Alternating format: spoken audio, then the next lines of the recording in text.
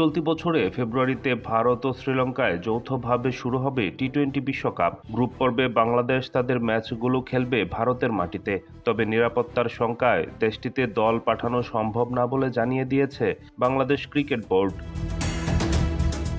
রোববার এক ইমেইল বার্তায় আইসিসিকে বিষয়টি জানিয়ে দেয় বিসিবি। মেইলে বিসিবি জানায়, নিরাপত্তার শঙ্কায় ভারতে টি-20 বিশ্বকাপ দল পাঠানো সম্ভব নয়। এ সময় বাংলাদেশের ভেন্যু অন্য দেশে সরিয়ে নিতেও আবেদন করেছে তারা।